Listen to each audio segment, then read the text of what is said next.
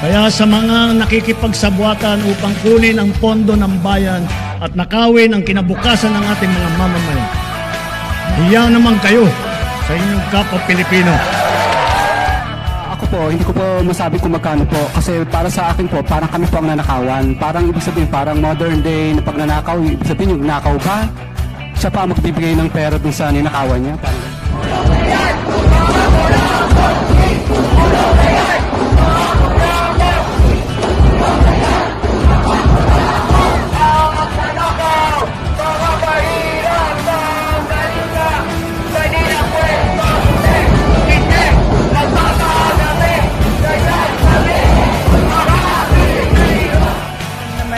nila na yung mga pirma ng mga congressman, unang-una hindi nila binasa yung articles of impeachment. Pangalawa, marami sa kanila ang tumanggap ng budget o pera kapalit ng kanilang signatures. In fact, madami sa kanila ang umamin na.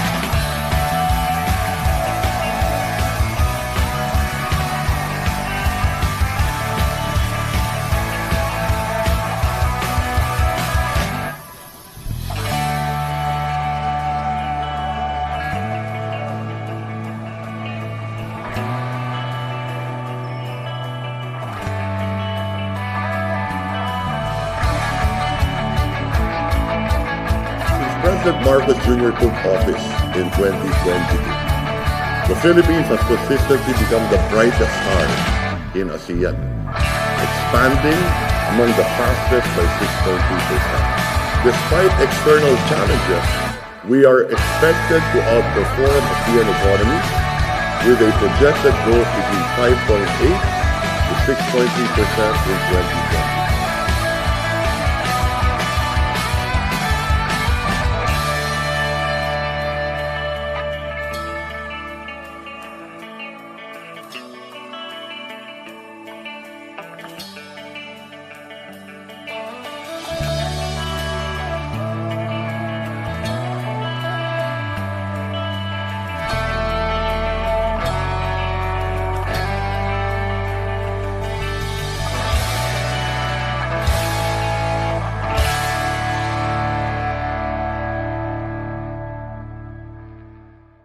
Disclaimer: the views and opinions expressed by the host may not state or reflect those of Peers and its members. Furthermore, the views and opinions made by the resource persons do not reflect those of the program, Peers, and its members. To all our friends, viewers, followers, fellow movers for real democracy and development, Filipinos here and abroad, naimbag bigat, mayong buntag, marhay na aga, maong ya kabwasan, maya payabak, maupay nga aga, mapiya, kapipita, Saba Alcair, maayong aga, magandang umaga, good morning. And to our German friends, guten Morgen allerseits, especially to our friend, one of our founders at Peers, Dr. Sven Herpig, who's here with us to help us unravel, was this hybrid threats, to democracy. You see, as it is right now, we are really faced, by as they always say, brave new world. It's not just a new world. We're talking about new threats. And while these new threats are very much different from what we used to have before, where there were guns, where there were bombs and so on and so forth, it has the same deadly effect. In fact, it might even be more. It might even be deadlier than it was before, because before we were talking about one casualties every time there is a skirmish. This particular threat can literally cripple an entire community at any given time. So let's welcome our friend, one of our peers, Dr. Sven Herpig. Guten Morgen, Sven. Yeah, magandang umaga. Good morning. As you know, Dr. Sven is not just a friend. He's really amongst Filipinos, so to speak, monitoring everything that's happening in our country. And we always talk about democracy and how difficult it is to maintain democracy. So I suppose this is the takeoff point as far as our issue of the day. So before we start, Dr. Sven, what do you think of the still ongoing, I don't know if the right word is development or escalating cybersecurity threats, but what do you think of it moving forward? Are countries becoming better able to address it, or are the threats becoming more apparent and therefore more costly? At least in a general way, perhaps you can give us a picture before we get into it. No, thank you, Ed. That's a very good question. I would say it's both. I say a lot of countries are more aware that securing your infrastructures, also in cyberspace, on the internet, is more important, and they strive to do that. At the same time, two things are happening. One thing is we're digitizing more and more of our daily life, like banking, shopping, essential services, government services, everything is going to become digital. And by digitizing it, it becomes vulnerable to attacks, right?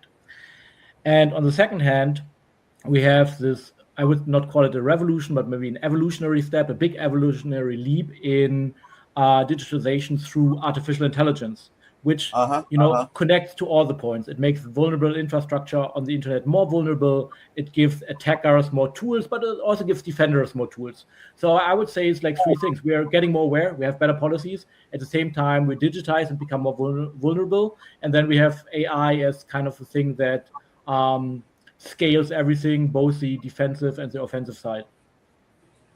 So I don't know if I got it right. No. So you're saying that hybrid threats are becoming more and more sophisticated, but at the same time, addressing it or countering it is also becoming more and more sophisticated. Yeah, well, so we get tools that we can use to both conducting better hybrid operations, better in the sense of, if you are the one conducting them. And of course, these same tools or similar tools are allowing us to look at the threats we are facing, analyzing, assessing them better, and also defending against them. I think the jury is still a bit out which side's going to win in the next couple of years. But yeah, I would say we're definitely entered a stage where hybrid threats are being discussed everywhere, and where they're being addressed, where they're being conducted. And maybe going back, what is a hybrid threat? So we just talked about cyber operations, but hybrid threats, what does it mean? It basically means that an adversary, like let's look, for example, Russia and Europe, right? So Russia is not legally at war with Germany, for example, right? But Russia is conducting a lot of operations against German targets, citizens, government agencies, right? So we have couple of things. We have, for example, cyber operations, the hacking, where they try to get into our government computers and copy data or something. Then we have the big issue of disinformation, like spreading lies, spreading fake news, saying like, oh, this and this political candidate had this and this, trying to blackmail him, like trying to make him look bad so that the parties that Russia is supporting get elected in the next elections, democracy. But also other things like funding crime in the countries that you want to destabilize. Or having, like, Willy, you mentioned, I think earlier, running sabotage operations, like, sabotaging infrastructure manually, like destroying things so that the trains don't run. All of these together, while there's legally no war, are threats that, for example, Germany is facing from Russia. And that's why we say hybrid, because it's different levels of threats that are combined to put pressure on Germany and to destabilize it and basically go against our national security. The little that I understand as far as this issue is concerned, and I was telling you off cam before we started, that I came from a trip and I grabbed a really nice book. It's the title is Statecraft. And I don't know if you have encountered that, but it discusses what happened and how things happened in Ukraine. And there was, let me just say, preparatory activities that Russia undertook, and that, as much as the U.S. wanted to warn Ukraine into really preparing beforehand, before it happens.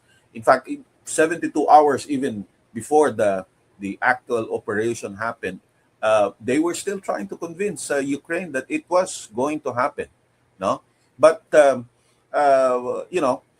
seeing as it was, and understanding, what I read, the little that I've found out so far, is that Russia thought that it was really well prepared already, precisely because it was way ahead in terms of cybersecurity operations. But suddenly something happened along the way that showed that they may have, I don't know if the word is underestimated or overestimated some stuff, and led to, results that they themselves, even Russia, who was supposedly ahead of the preparations, didn't expect. So at what point can we, or in other words, how can we look at the element that is cybersecurity there in a way that it lacked, or probably it was not enough, to ensure that what Russia was expecting actually happened? I think we always, like after Russia started invading Ukraine, we always looked at signs that were telling us that we should have expected it. Like, of course, we were discussing geopolitically, but on the cyber realm, we also discussed like, there was this preparation, there was this cyber operational campaign. Should have that given away that Russia wants to attack Ukraine now, right? And we're discussing similar things when it comes to Taiwan and China. Like, is that Chinese cyber campaign now targeting Taiwan because they're on the brink of invading the country, right? But I think we also have to decouple it a bit, because if you look at hybrid threats, and if you look at how the threat landscape developed, and if you look, for example, at not only but also Chinese strategic teachings, you actually want to win a war without shooting any guns, right? If you can, for example, in Germany, if you can get the extreme rightist party into power, and they owe Russia, then that's much better than trying to attack Europe, right? With military. And the same in the Philippines. Like, if I would be... It's already happening. Yeah, exactly. Like, it's already happening. Like, if I would be the PRC, so the Chinese government, and I'm not happy with the Philippine government, and I want to sway the opinion, I would not I would not necessarily attack the Philippines because war is always messy and yada yada yada. But the goal of hybrid threats is to basically accomplish your goal without necessarily invading anyone. So if you get the politicians elected, especially if we look at democracies, and we're talking about the Philippine democracy, right? If you look at democracies, then you just, as an adversary, you just want to change things in that democracy in your favor, and you do that with cyber operations, with blackmail, with disinformation. And if that works out, that's great. I mean, that's not very costly, and it gets you where you want to go. That's a very good point, Sven. And I will just speak to our friends here here at home, no? Tandaan po ninyo yung binanggit ni Dr. Sven, no? Hindi palaging ang dulo ay magkakaroon ng putukan at magkakaroon ng patayan.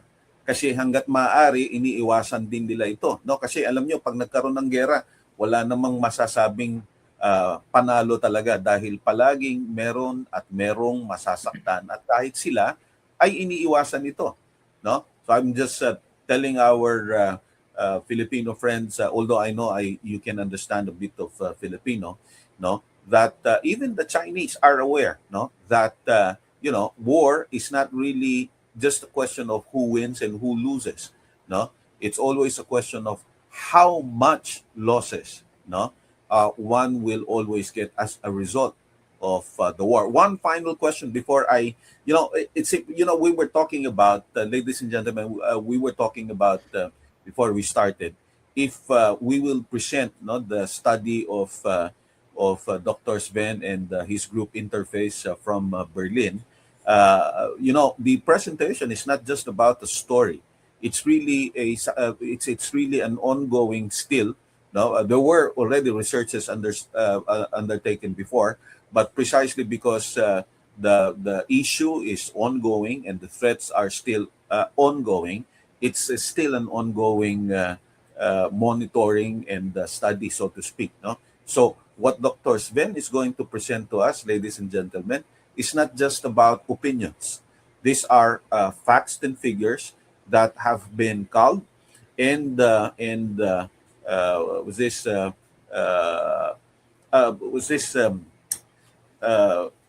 process, no, so to speak, and explained, no, by the experts from their group. So one final question.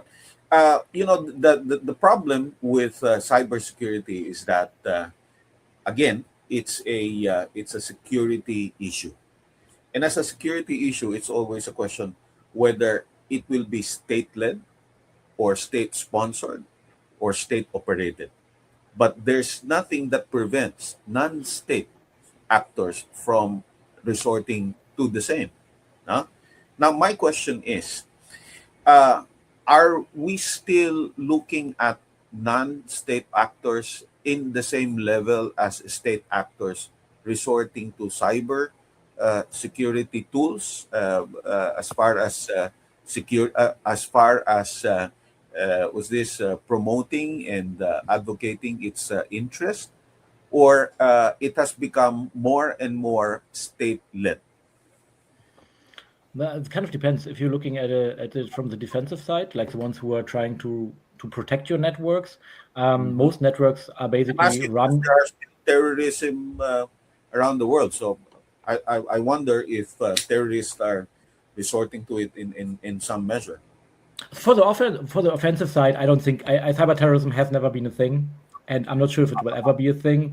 Especially if you look at the relationship between the Philippines and China, you had a long history of hacktivists, so motivated patriots, if you will. But that has come more and more under control. Like, it's not really hacktivists doing that stuff anymore. What you had then was, especially also from the Chinese side, cyber criminals. You still have that. And you have a lot of companies, and I'll go back to that later in my presentation, that a lot of the ecosystem that China developed in running their campaigns is state-backed, or at least state-approved or state-allowed, but it's actually being conducted by companies and sometimes even universities. So you do have still the non-state threat actors or actors that play a major role, but not the ones anymore that we talked about 20 years ago or so. It's different. They are better organized, they are better skilled sometimes, and they are much more streamlined than before, when you had this defacement of websites where, you know, someone hacks a website of the Philippine government and then put a smiley there, and then Filipinos hack a website of the Chinese government and put something else there. We don't really have that anymore. We have more serious threats now who are more organized. Wow. So I suppose we have so much to discuss more as we listen to Dr. Sven for the presentation of so far, the findings and the studies done by his group at Interface. Take it away, Dr. Sven. Thank you very much. Okay, I'm gonna pull up my slides, and I think it consists basically of 3 parts. Our first part is looking at the hybrid threat stemming from China towards the Philippines. To give you a better example and overview of what are hybrid threats, how they interact, and concrete examples of that. And then we're going to take a step back and looking basically at the developments we have seen in China in general, and not only towards the Philippines, but towards many countries in the world, including my own in Germany. We just convened a workshop with people from 5 continents who were all on the receiving end of Chinese threats. So we have, I think, a good overview on that. And then lastly, I want to go with you to a very quick outlook what the latest developments in the Chinese preparations mean for the next couple of years. So if we could pull up my slides, that would be great. And then go directly to the third slide with our overview. That's great. Okay, thank you so much. What I put here are 3 columns. And as I mentioned before, hybrid threats are consisting of different categories. You have on the left side, you see cyber operations, hacking stuff, right? We have a rich history of Chinese, we call them threat actors. So government groups, but also companies that operate on behalf or with the okay of the Chinese government against Philippine targets, against Philippine interests. We have what we call advanced persistent threats. That means these are groups and people who are well equipped. They have good tools. They have lots of resources. They are smart. They know what they're doing. They're not your random person who tries to hack something. They're really dedicated groups, right? We see a lot of political espionage. So a lot of these, we call them cyber campaigns from China against the Philippines, are espionage campaigns against your administration, against your military, against the telecommunication sector, to try to figure out what are politicians thinking, who's on my side, who's not on my side, who can we maybe blackmail to be on our side, what are the latest negotiation points, what are the latest reactions or responses of the Philippine government towards Chinese threats, such as in the maritime area. So most of that is knowing better and understanding better what the Philippines is doing vis-a-vis China. And then in the last row in that column, you see my personal take on their tooling. And if you look at their tooling, or in the military world, you would call it maybe weapons, but we call it tooling. They are using advanced tooling. There are some groups who use some basic stuff, of course, but they are really good groups are using very advanced tooling that is state of the art. So what that means is that the Chinese government is really putting resources into trying to breach digital infrastructures in the Philippines. So if you look then at the second pillar, or the second column, which is what we call cyber-enabled influence operations. Basically, that means disinformation campaigns, right? There's a lot of stuff also happening. You have legit media outlets in the Philippines that were hired through Chinese channels to push narratives that make, Philippine representatives that don't side with China look bad or make China interests look good. You have geopolitical influence campaigns with the navel gazing, where it's all about the maritime issues, same thing. And then when you look at the tooling again, it is what you would expect. It is large networks of bots or troll accounts that try to push a certain narrative so that when you log into Facebook or whatever, you see all these messages, oh no, China's great, or the Philippines is attacking us, they should side with us. Of course, artificial intelligence generated content, so videos that are fake, but they look very convincing, they are being used. I would say this is nothing out of the ordinary, nothing like where you say like, wow, this is so crazy, state of the art, but it is what you would expect from Russia, from China, what to use in these kinds of situations.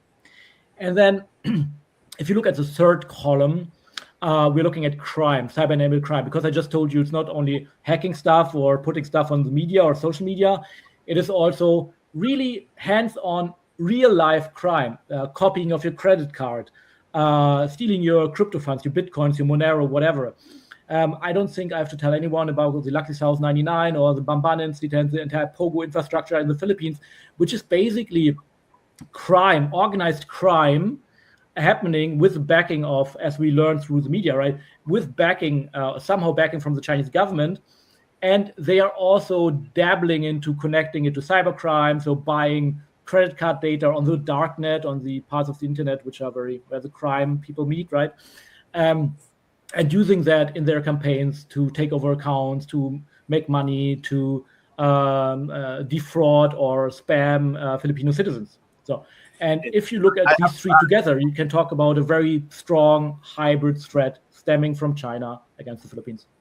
I just have to add, Dr. Sven, no, that this thing that you're talking about had help, no, from the government at that time.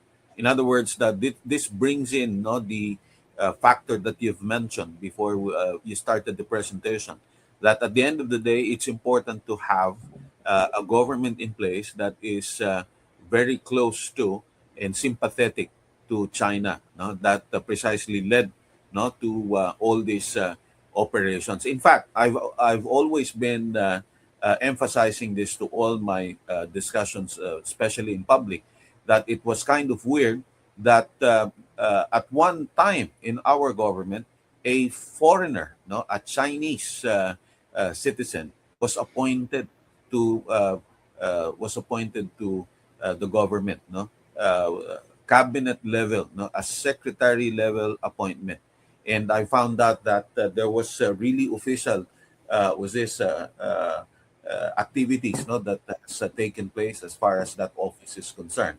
And meanwhile, eventually it was proven that the same person has been involved in many of these activities that now came out, no, in the study of the group of Dr. Sven. So it's really important to understand, no, that at the end of the day, it really impacts directly not only in our society, but in our government itself. Thanks, Dr. Sven. Yeah. Thank you. Very, very good point.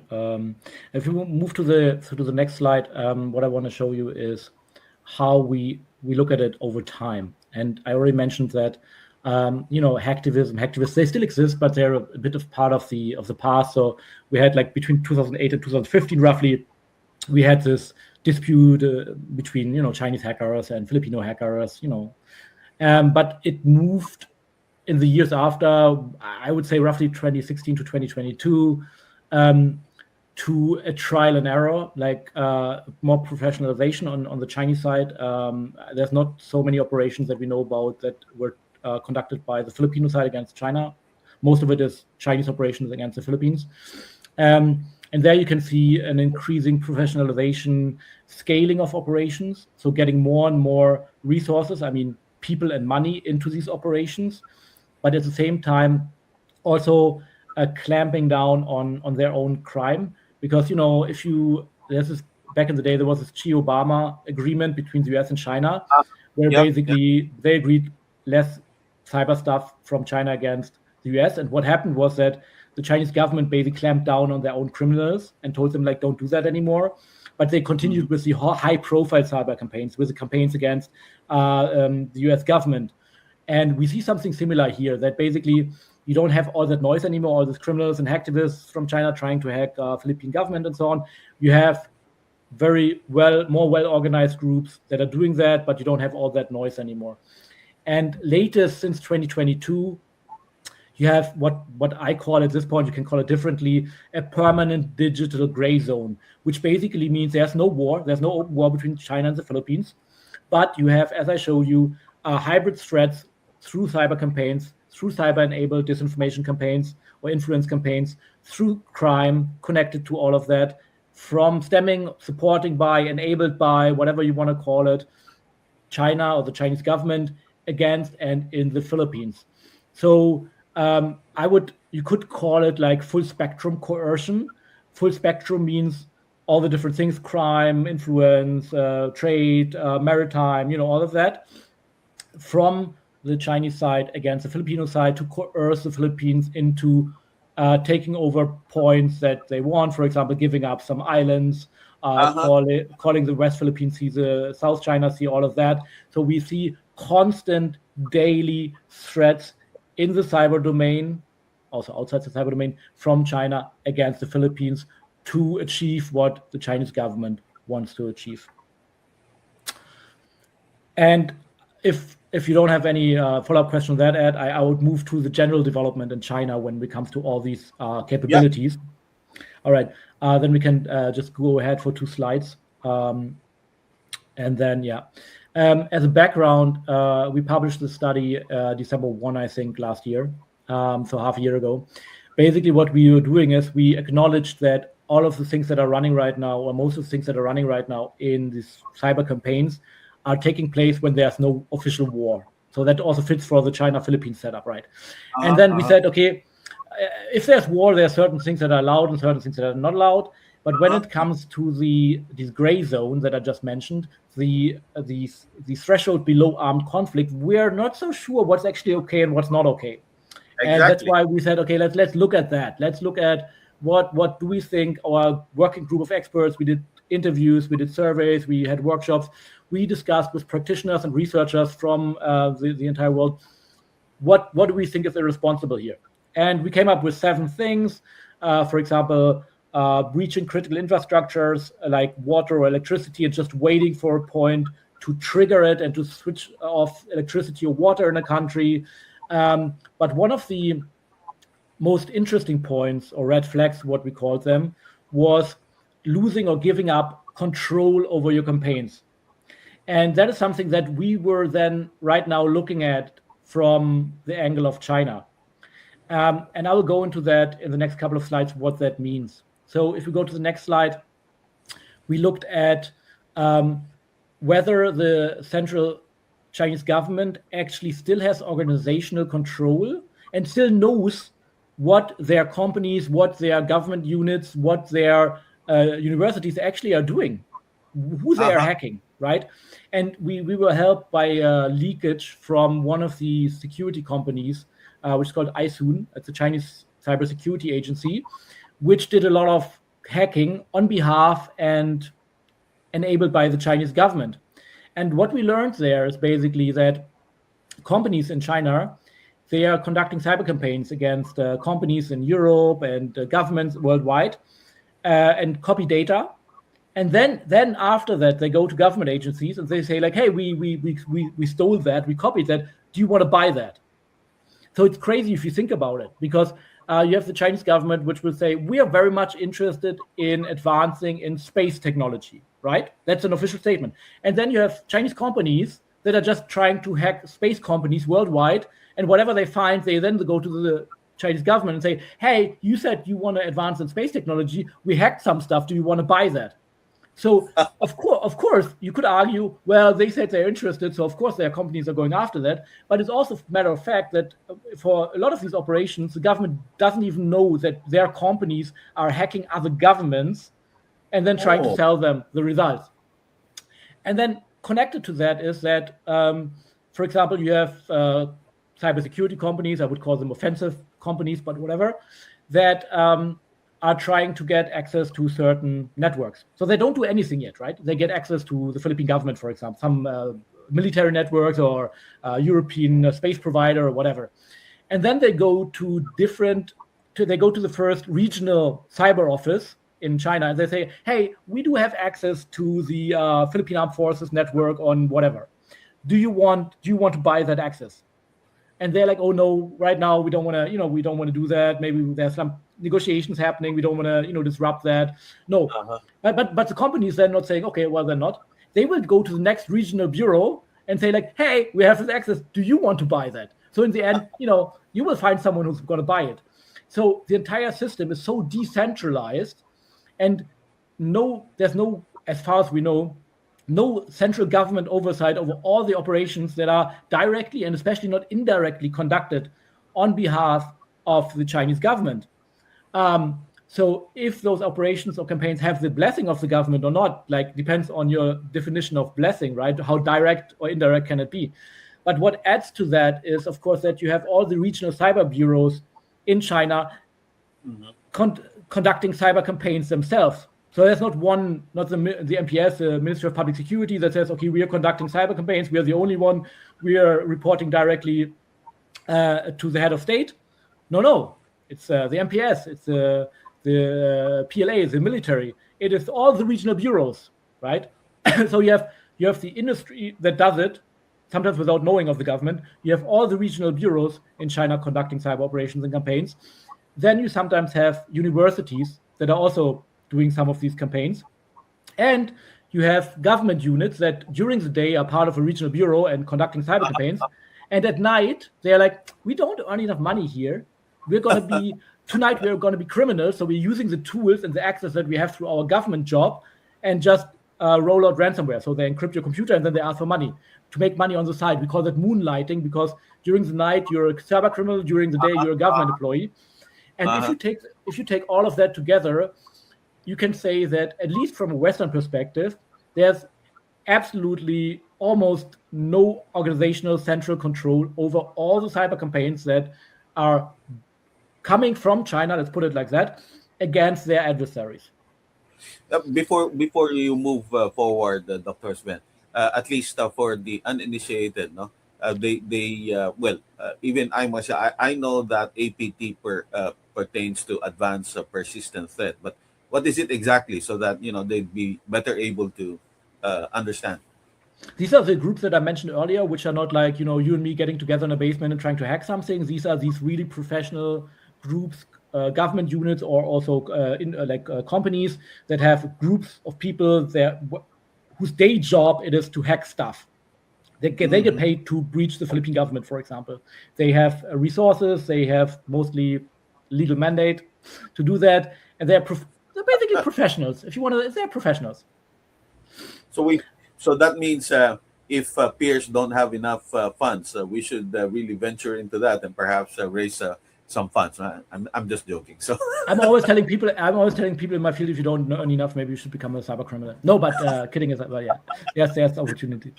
And then if we go, so now we looked at the organizational side of things, right? And on the next slide, we're gonna look at the technical side of things. So without going into too many details, what we have seen is that these Chinese threat actors, either industry or government, are on the forefront of using artificial intelligence in their cyber campaigns.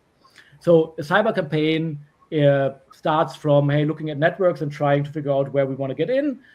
And then there's a long 7 or 8 steps, which we call the kill chain. Don't have to remember that.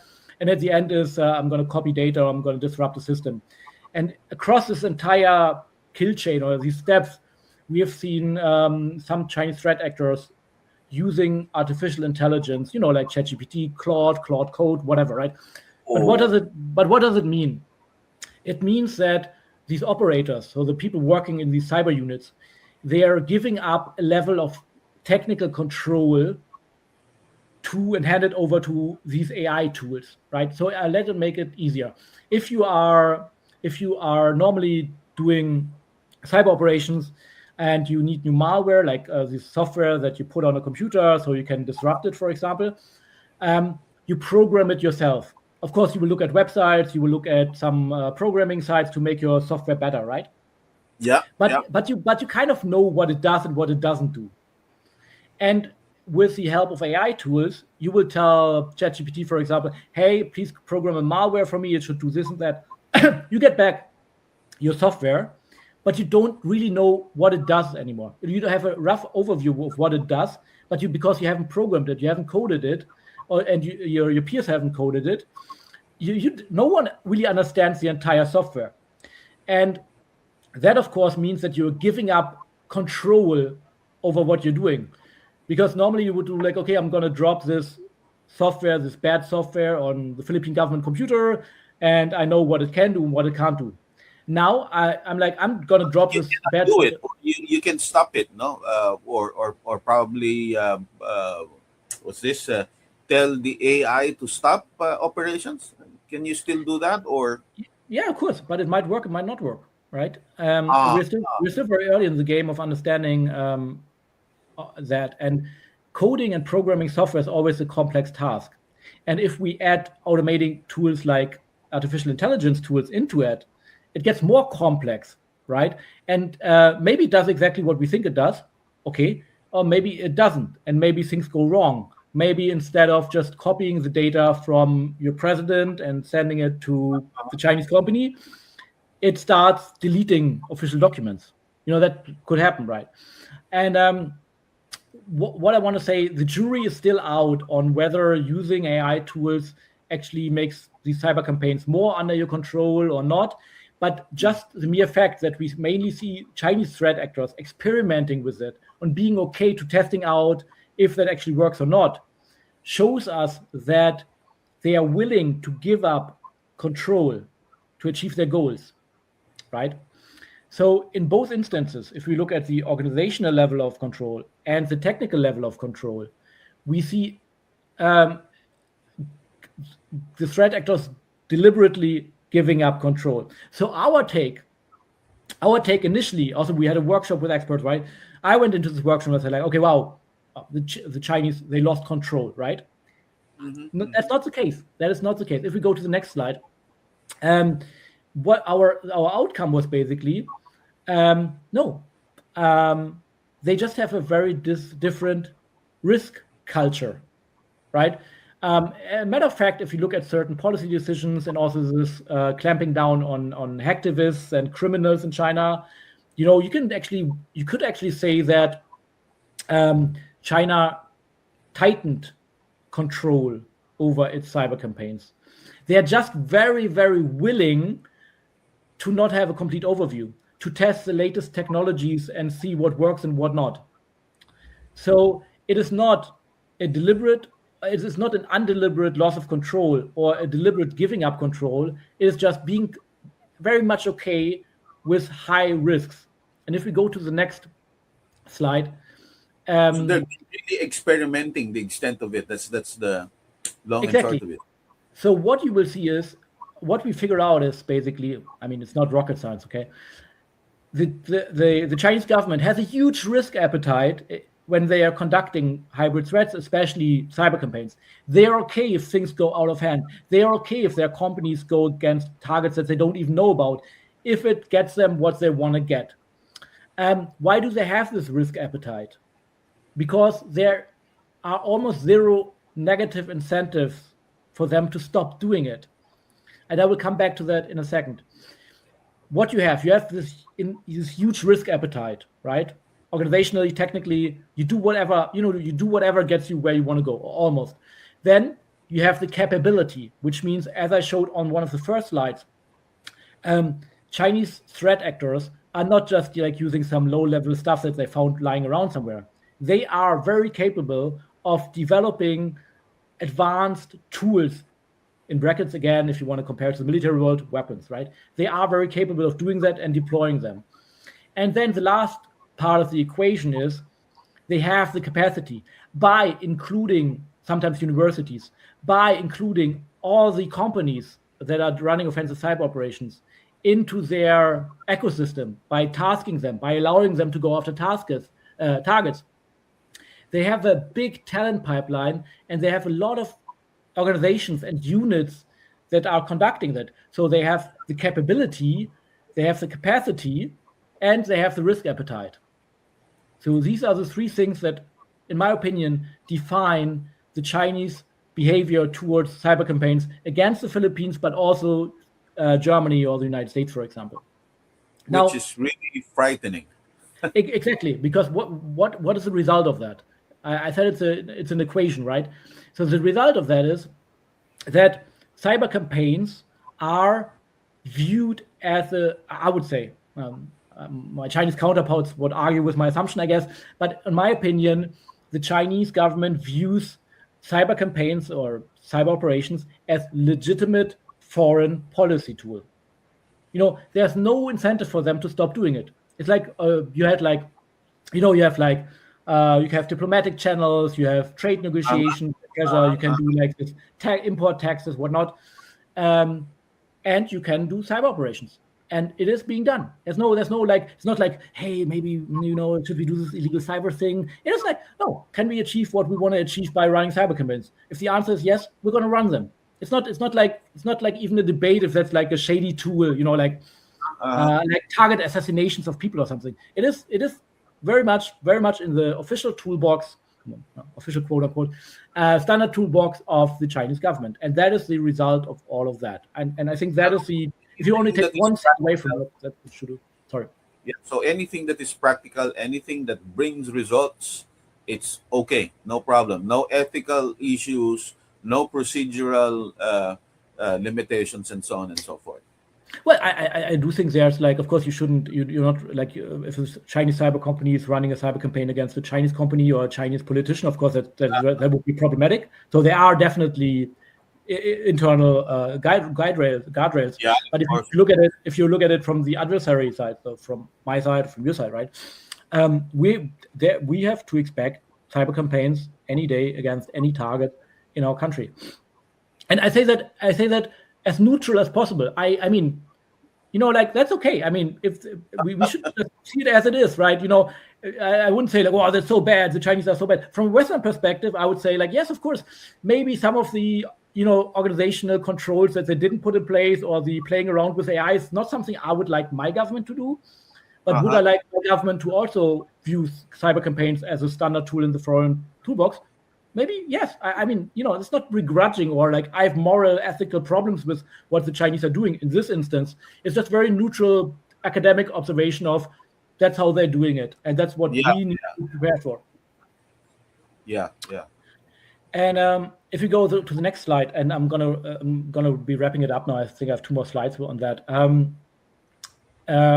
We have 8 weeks ago, the Dutch military intelligence service basically said that the Chinese cyber capabilities, like how good they are in doing their stuff, are on par with the US. And as we know, the US is a top contender, so we can say that China and the US have the top capabilities when it comes to running cyber campaigns. That is an official statement by the Dutch military intelligence. The Dutch security intelligence services are pretty good when it comes to cybersecurity. So, I mean, yes, of course, there might also be like a reason why they are publishing this, but I mean, it's pretty. You can say it's pretty accurate. And if you connect that to a statement on the next slide, that is something that we should find troublesome, because this is a post from or blog from 9 years ago, which basically was the head of the Council of Foreign Relations, who wrote about like why do we actually do talks with Chinese officials on cyber? They will always say like it wasn't us. The interesting thing is, back in the day, interesting article, but one thing that is mentioned there is that that China is not admitting that they're running cyber campaigns, and they're very hush-hush about it, because they know that they are at a disadvantage as compared to the US. They're not at the level of the US or at the UK or the French. That's why they're trying to be a bit more subtle. That's why they're trying to be like not being called out on it, right? If they're subtle, I wonder what would not be. That's exactly my point. Because if you look at it from the other way, now 7-8 years later, they are not at a disadvantage anymore, which means in their opinion, they don't have to be subtle anymore. And then you look at it again. So they have the capacity, they have the capability, they have the risk appetite. And because they are on par with US, with UK and so on, they don't even need to be subtle anymore about it. And that is why we're going to see more and more cyber campaigns stemming from China against perceived Chinese adversaries. Because precisely now they don't even need to be subtle anymore. If that was the only thing that held them back, now that doesn't even factor in anymore. So for us, that means we just need to be prepared for a lot of cyber campaigns from China coming our way, either it's the Philippines or Germany, because that's how it's being done there. And and I will end on that, as long as there's no negative incentive, if there's no reason, let's say, for the Chinese to stop running cyber campaigns, and by extension also disinformation campaigns, influence campaigns, crime in your country, then why the hell would they stop? And I think I'm going to finish my presentation on that. We can take out the slides now and maybe talk a bit about that. So in other words, I don't know if I got it right. No, the bigger China gets, the more activities there will be as far as cybersecurity initiatives are concerned, and that is really concerning. No, because correct me if I'm wrong. We're quite concerned here in our part of the world, no, the Philippines. But it would appear, especially with what I'm seeing now with China directly with this countering or speaking against Japan. So I would suppose it's China against practically the whole world, because it's not just the West Philippine Sea, it's just the Philippines, and as I'm hearing from you now, even Europe is fair game as far as China is concerned. And I'm kind of wondering what would be the interest of China as far as the other countries are concerned. Perhaps you might have an idea or two.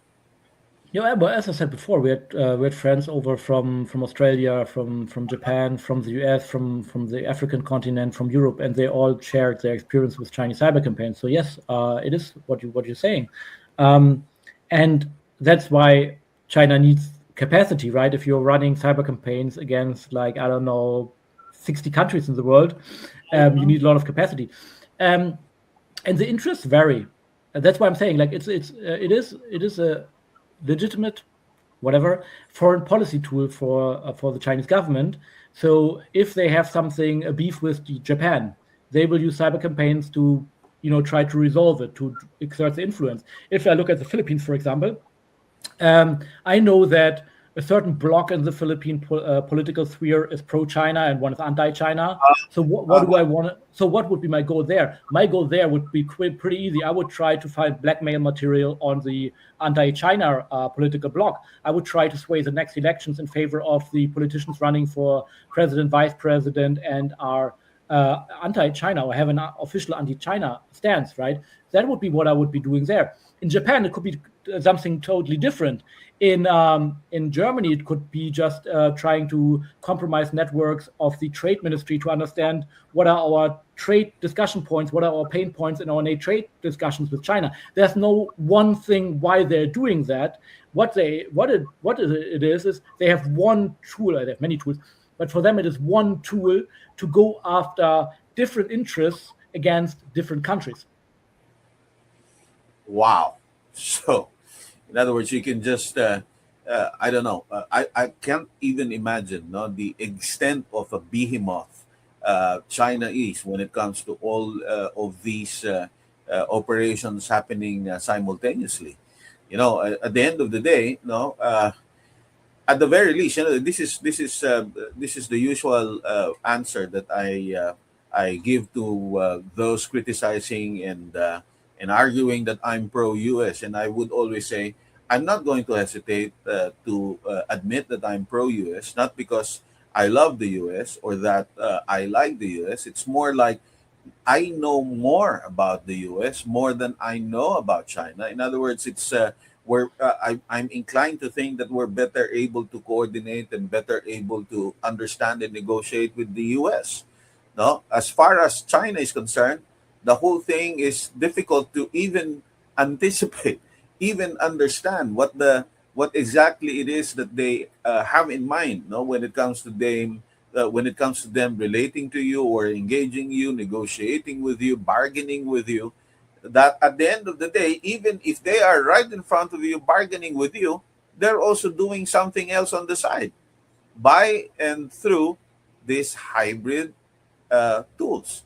So that's basically was this the take off that the takeaway that everyone should have as far as this discussion is concerned.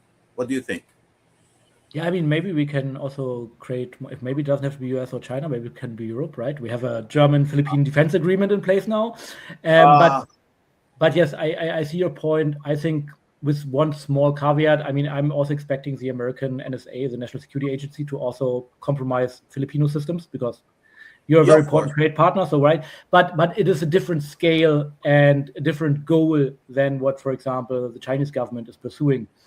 And I think, yeah, it is a different setup and a different way of interacting. And I think running cyber operations to gather some intelligence of what's happening in a country is one thing, okay, but actively influencing the information domain, disinformation campaigns, influence, enabling cybercrime in another country, disrupting services, that is a totally different ballgame than just, spying on your friends to see what they are up to.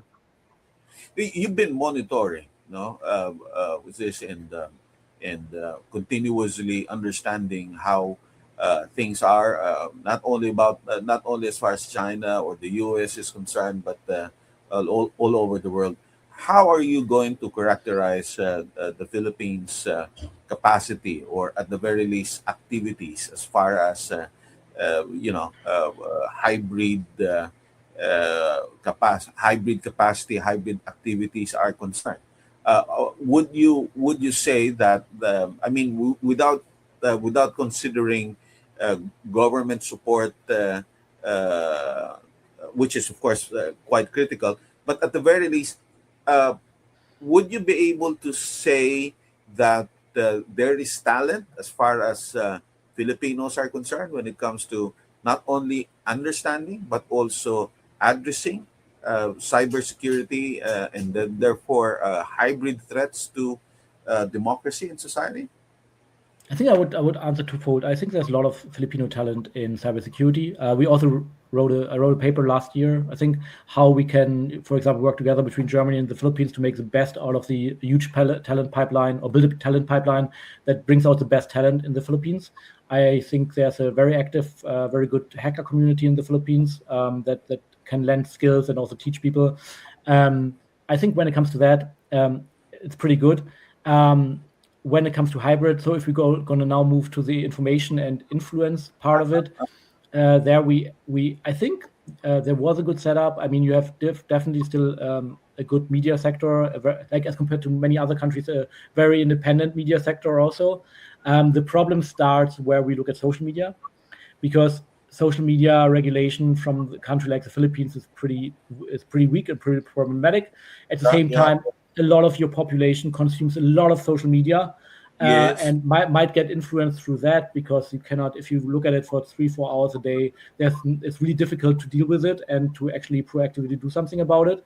I think if I would put some premium on something, I would see how I could deal with possible disinformation and influence campaigns through social media in the country, because this is what will, in the end of the day, push a lot of voters in a certain direction, change a lot of hearts and minds into a certain direction. And I don't think there's really any country in the world that has found a good way of dealing with it to make the population more resilient and better understand what the influence is. There are some attempts, but I would think this is a point where the Philippines is most vulnerable right now when it comes to the hybrid part, and where there's not yet enough attention on resources, policy, and regulation of how to deal with that. So, in a nutshell, what you're saying is, even if there is talent, no, even if there's human resources available, that what is lacking still is a governmental framework, and therefore governmental support and regulation. Did I take it right?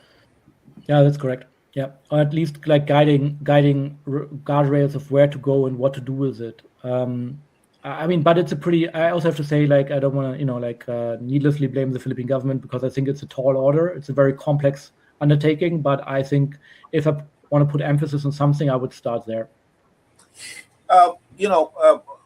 One of the small things that I also know is that even our telecommunications infrastructure is not necessarily 100%, I suppose, but 99% Chinese. I mean, the hardware was this that's used by all telecommunications companies, from the outpost, was this the cables used and so on and so forth. These are all Chinese, and I found out even the software that is used to maintain these networks are also outsourced, and precisely because it's outsourced, the cheapest would still be Chinese, and therefore, regardless whether you're using Smart, you're using Globe, or you're using PLDT for that matter, it's still Chinese. Now, my question to you is, if, let's say, for the sake of argument, in the next 2, 3, 5 years, we're able to really make a big leap forward and become more sophisticated in terms of cybersecurity, in terms of regulations, would a more sophisticated cybersecurity capacity, that means in terms of software and in terms of activities from this cybersecurity experts and so on and so forth, would that already secure the country, or the hardware part should still be addressed, as much as possible? Yeah, I mean, there's definitely on the list of things to do. But what you normally would do is you would look first at what is your crown jewels, what we say, like what is it really, where do you want to start? What is the most important thing that you want to secure first, right? And then you look at how it looks like right now. And then you look if you can mitigate it without ripping out all the hardware. So for example, you can run software on your hardware even though you think the hardware is compromised by the Chinese, for example, right? You can create software that runs in a way that it can run on compromised hardware, right? But you would not do that for the entire country. It's impossible. So you would do that for certain infrastructures, for certain government agencies. So I have infinite amount of resources, infinite amount of political will. I can do a lot of things, but no country has that. So what you would normally do is you would look at the things that you think are the most important things to protect right now. You would look at what is the status right now, and you would look at the cheapest way of protecting them that makes that possible. And normally ripping out and replacing hardware is very down on the list because that's immensely expensive. It takes a lot of time, especially if your country already uses 90+% of Chinese hardware. That is not something you can do in the next couple of days. So normally, if there's another way to go about it, you would normally choose the other way. Yeah. Oh, well. So I've learned a lot, and at the same time, I have added a lot more questions, so to speak, and there's always something to learn. There's always something to figure out, especially as far as this issue is concerned, especially that at the end of the day, the cost of it is quite tremendous, no? And the cost is nothing more than democracy itself, as far as the Philippines is concerned. And so this is really something that's concerning. Now, as a final note, perhaps you can address this to our policymakers. Perhaps you can address this to experts in the country that I'm sure you're very much aware of.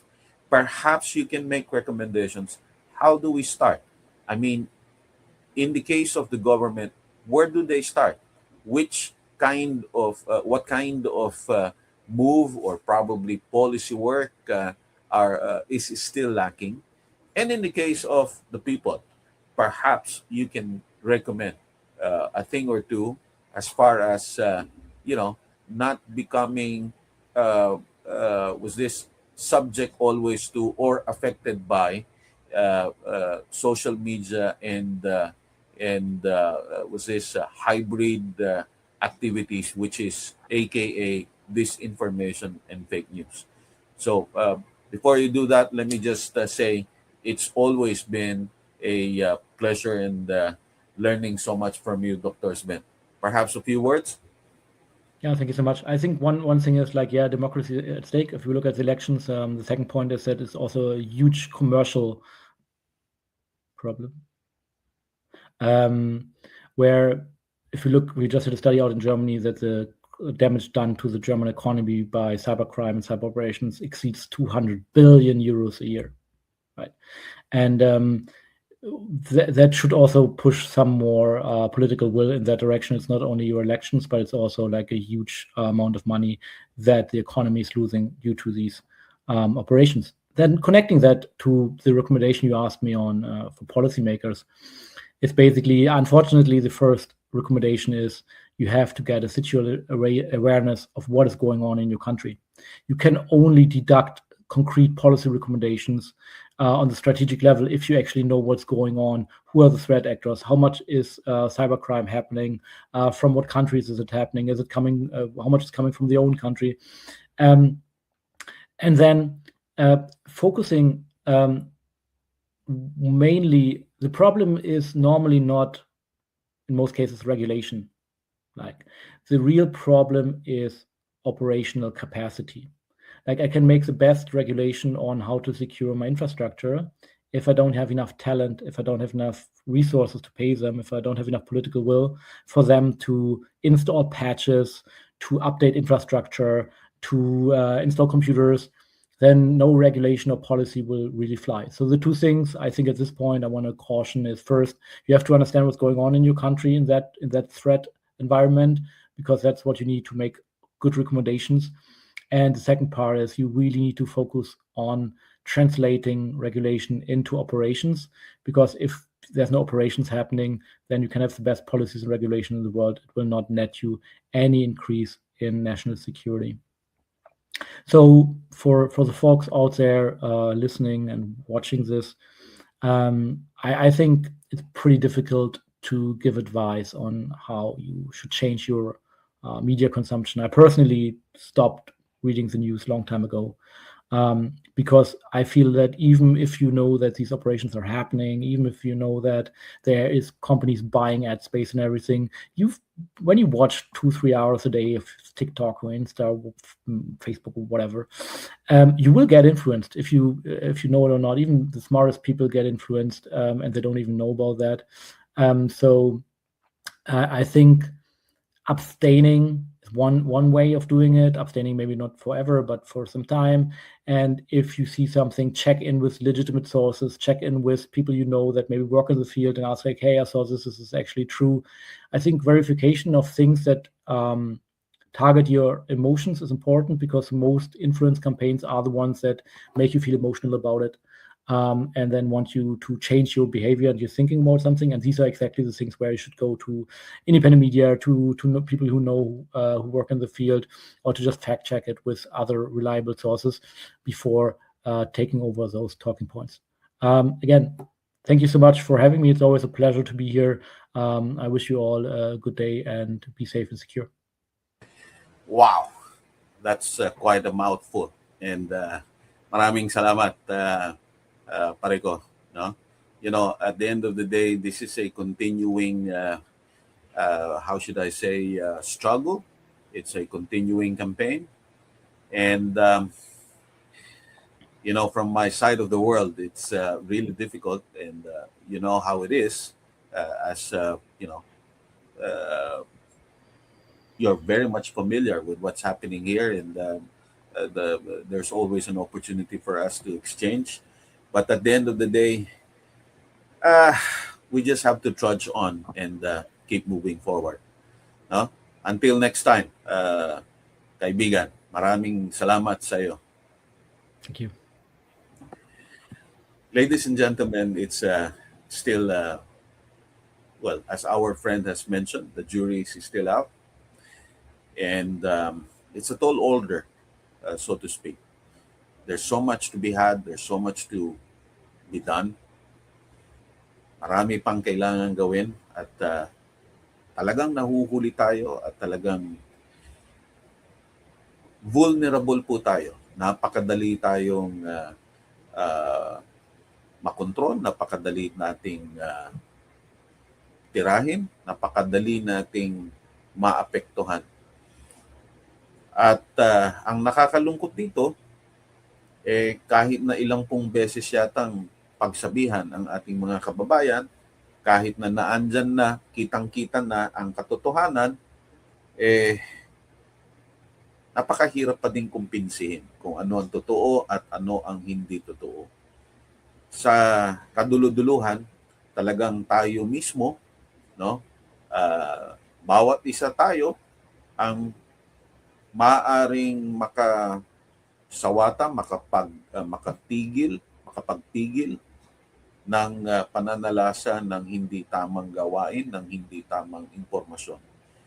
Wala pong matino talaga na makikita sa gobyerno, naandun na po tayo.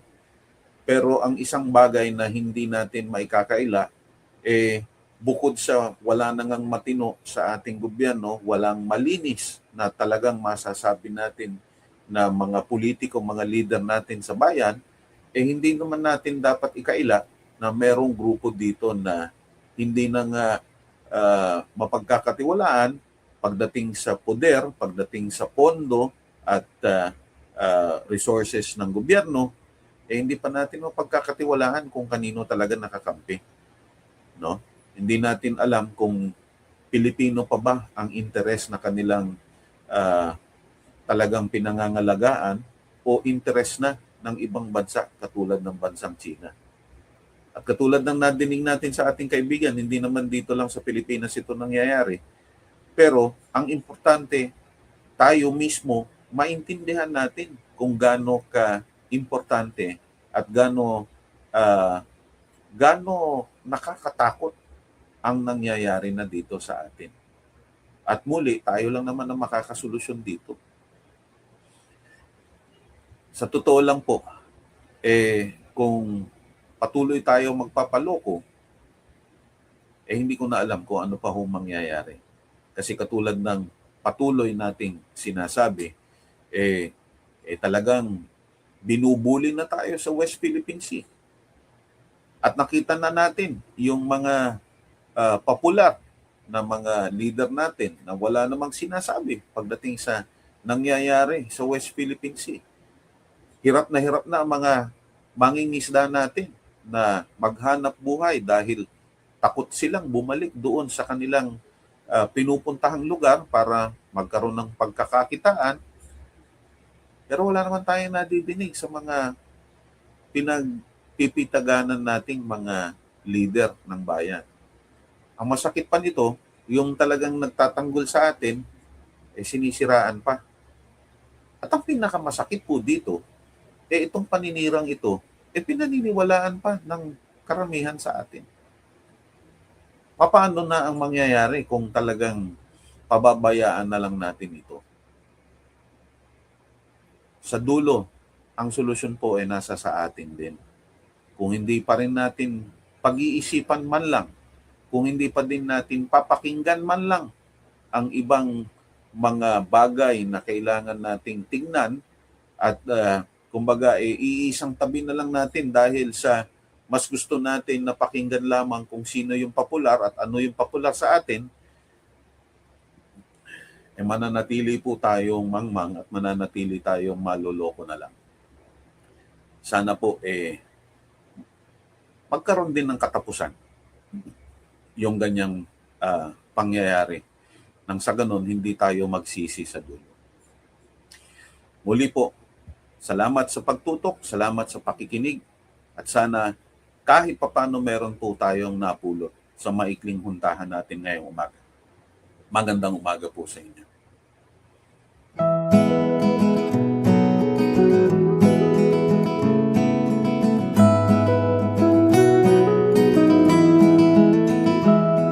Matagal naman ng panahon, nakapwesto't nakapaglagay ng muhon. Pag-aari mo na politika mula pa noon, baka sakaling konting puwang magkaroon. Napag-iwanan na tayo, naiiwan palalo. Wala nang pag-asa tao, natira na lamang ang puso. Baka sakali maisip mo ayusin, sistema natin baguhin, ang kinabukasan planuhin, gumanda ang bukas natin.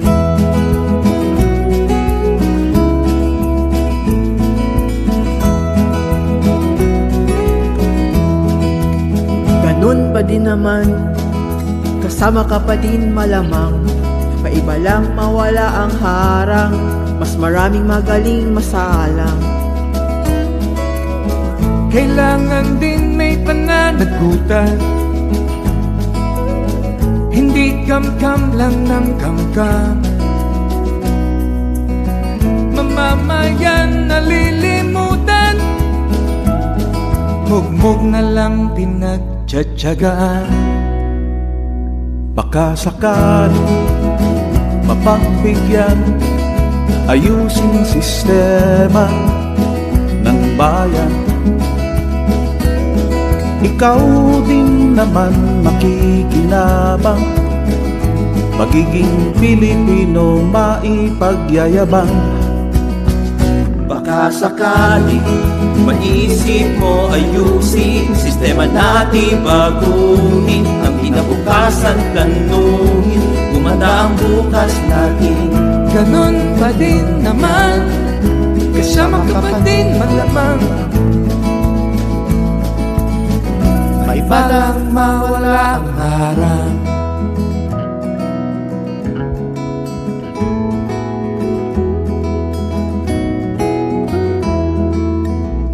Ganun pa din mapagbigyan, ayusin sistema ng bayan. Ikaw din naman ang makikinabang, Pagiging Pilipino maipagyayabang.